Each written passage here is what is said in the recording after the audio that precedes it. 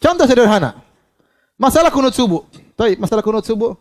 Kita bisa sampaikan kunut subuh hukumnya bid'ah menurut saya, dan ini pendapat mazhab Hanafiyah. Bisa kan dengan santai.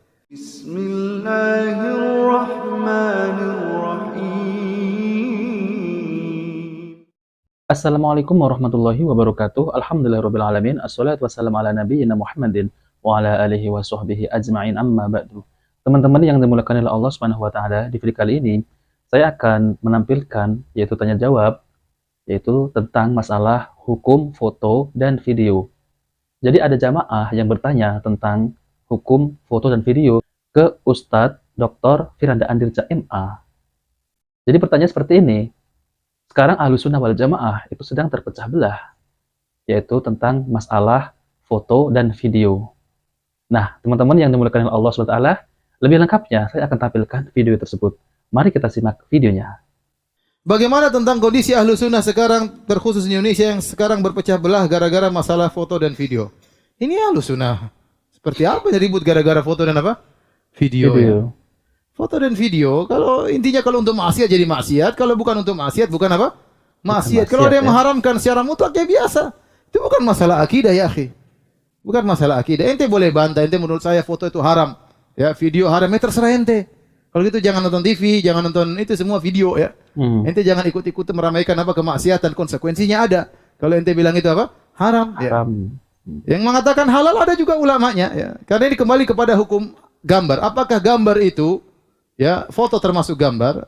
Ya kata Nabi SAW, ya asyadun nasi adzaban yaumil qiyamah min asyadin nasi adzaban yaumil qiyamah al-musawwirun.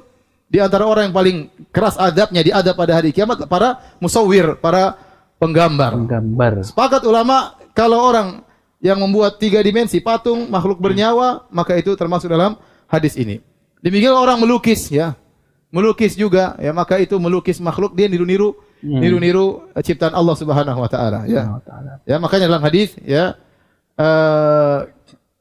di antara sebab illah kenapa menggambar itu dilarang karena ada mudhahat, yaitu menyaingi ciptaan Allah Subhanahu wa taala. Dan dalam foto tidak ada hal tersebut, tidak ada mudhahat.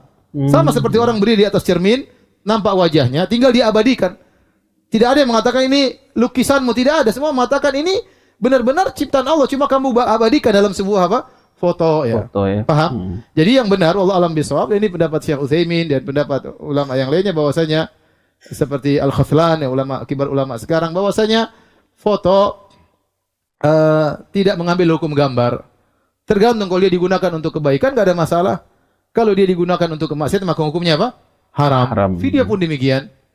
Tidaklah video kecuali kumpulan foto-foto ya. Ya kalau ternyata video tersebut digunakan untuk yang haram maka haram, kalau digunakan untuk baik maka yang baik. Di Saudi juga ada ulama yang berpendapat demikian. Ada yang mengatakan foto haram, ada yang mengatakan foto halal. Namun mereka tidak ribut. Yang ribut yang bahlul-bahlul di sini. Mereka tidak ribut, bantah selesai. Ya, kenapa harus ribut ya?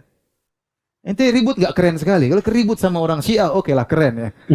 Akidah Al-Quran kurang dan ya. Ente ribut masalah foto ngapain ya? Tidak semua harus kita ributkan. Kalau setiap permasalahan kita ributkan banyak sekali. Ente makanya belajar, buka Bidayatul Mujtahid, buku fikih. Ente baru buka Thaharah, silafnya ratusan. Ente baru buka salat, khilafnya mungkin berapa khilaf banyak sekali. Mau setiap khilaf mau ribut. Ini kan masalah penting, masalah bersuci. Ya, penting-penting, tapi ini masalah khilafiyah. Ngapain kita apa? Ada masalah yang kita harus tegas, masalah akidah. Makanya Ibnu Taimiyah waktu ditanya, kenapa Anda tidak menulis tentang akidah? Kata Ibnu Taimiyah, kalau masalah fikih, selama tidak menyelisih ijma' maka tidak boleh disesatkan. Selama tidak menyelisih apa? Ijma'. Tapi akidah kebanyakan orang menyelisih apa? Ijma'. Kemudian mengatakan kepada kesesatan. Maka Ibnu Taimiyah buku-bukunya khusus fokus tentang akidah. Semua firqah di zamannya dia bantah semuanya. Mau Nasrani, mau Syiah, mau Mu'tazilah, mau Jahmiyah, mau Asy'ariyah, dia bantah seluruhnya. Karena itu masalah apa? Akidah. Ini kadang sebagian ikhwan kenceng tidak pada tempatnya. Waktunya harus kenceng nggak kenceng. Kita jangan kenceng terus juga, jangan lembut terus. Ada saatnya kita kenceng, ada saatnya kita jangan kenceng. Kenceng pada perkara yang tidak harus kenceng, kenceng yang tolol. Ya, jangan. Jadi teman-teman ya, itu kalau masalah foto dan video itu memang ada khilaf ya, yaitu tentang terkait masalah ini. Ada juga ulama yang membolehkan tentang masalah foto dan video. Ada juga pula ulama yang mengharamkan tentang foto dan video. Karena ulama yang membolehkan itu foto dan video itu adalah bukan menggambar ataupun bukan melukis. Ya, itu semula jadinya ya, yaitu hasil memang ciptaan Allah SWT. Ya, seperti pantulan kita bercermin. Nah, seperti itu ya. Itu bukan hasil lukisan atau gambar manusia. Ya, memang wujud kita ini adalah ciptaan Allah, sebagaimana yang saya ucapkan tadi, yaitu seperti kita itu bercermin, ya. Lalu menghasilkan foto, sama kan hasilnya seperti cermin. Kemudian video juga, kalau kita di depan cermin, kurang lebih seperti itu ya. Mari kita lanjutkan videonya ya. Contoh sederhana. Masalah kunut subuh. Masalah kunut subuh. Kita bisa sampaikan kunut subuh hukumnya bid'ah menurut saya, dan ini pendapat mazhab Hanafiyah. Bisa kan dengan santai. Jadi kalau kunut subuh ya, menurut Ustadz Dr. Firanda, itu hukumnya bid'ah. Karena ada ulama yang membid'ahkan, yaitu seperti Imam Hanafi. Ya. Tapi masalah ini memang masalah khilaf ya.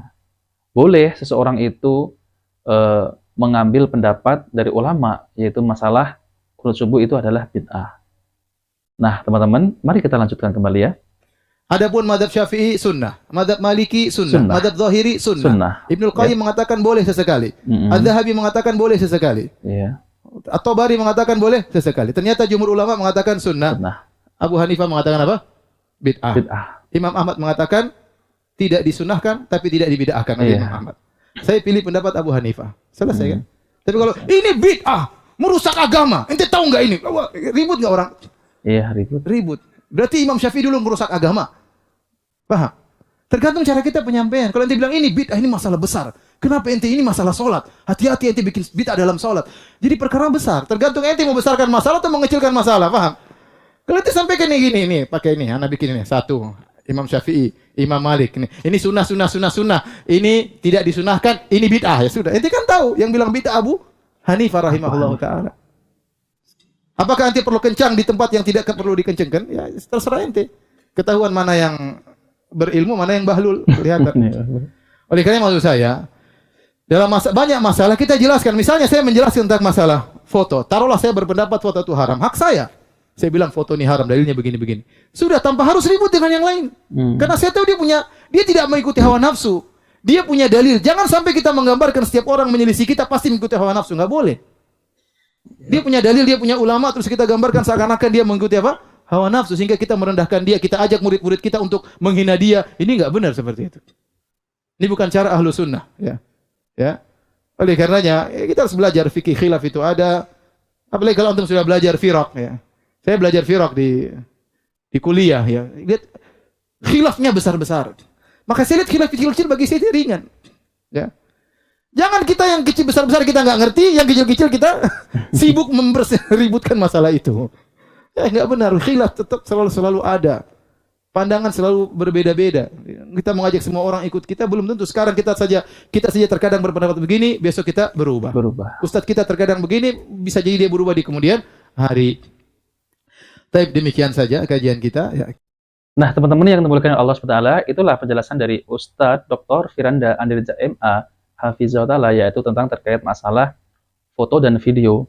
Jadi yang saya tangkap ya, memang ada ya yang berpendapat bahwa foto dan video itu haram ya. Dan ada juga yang mengatakan pendapat bahwa foto dan video itu tidak haram, diperbolehkan. Yang diharamkan itu adalah seperti melukis dan menggambar. Kalau foto dan video ya, yang saya tangkap tentang masalah foto dan video itu seumpama kita itu di depan cermin ya. Jadi kita itu bercermin, maka di dalam cermin itu ada diri kita ya, ada diri kita.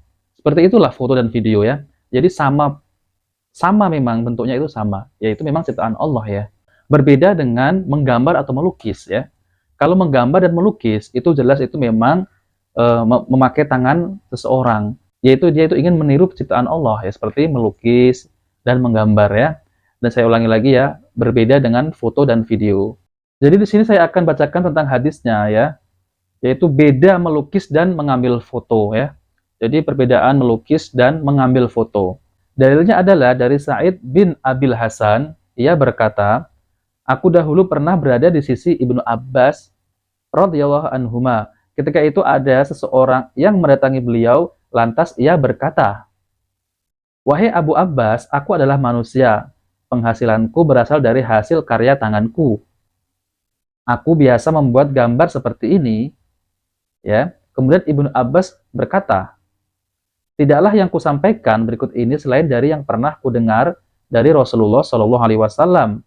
Aku pernah mendengar beliau Shallallahu Alaihi Wasallam bersabda, barang siapa yang membuat gambar, Allah akan mengazabnya hingga ia bisa meniupkan ruh pada gambar yang ia buat. Ya, subhanallah ya. Jadi menggambar Allah menyuruh meniupkan ruh ya yang dia gambar.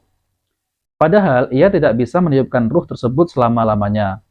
Wajah si pelukis tadi ternyata berubah menjadi kuning, kata Ibnu Abbas.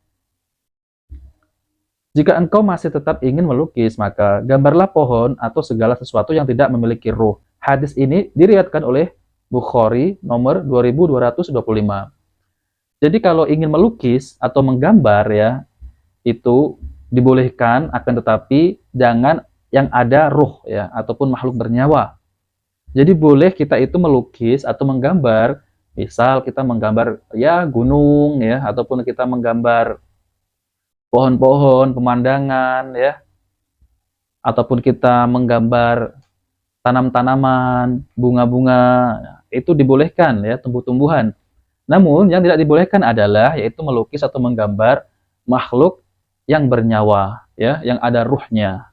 Itu yang diharamkan. Nah, itu saja teman-teman ya, semoga bisa dipahami yaitu tentang masalah foto dan video. Ini ada khilaf ya, jadi jangan sampai ya sesama Ahlussunnah wal Jamaah itu sampai menghina, ada yang membolehkan foto dan video kemudian dihina, dan itu tidak boleh ya, karena itu ada khilaf masalah ini ya. Nah, teman-teman yang dimuliakan Allah Subhanahu wa taala, jika video ini bermanfaat jangan lupa like dan subscribe di channel Cahaya Hidayah. Wabillahi taufiq wal hidayah. Wassalamualaikum warahmatullahi wabarakatuh.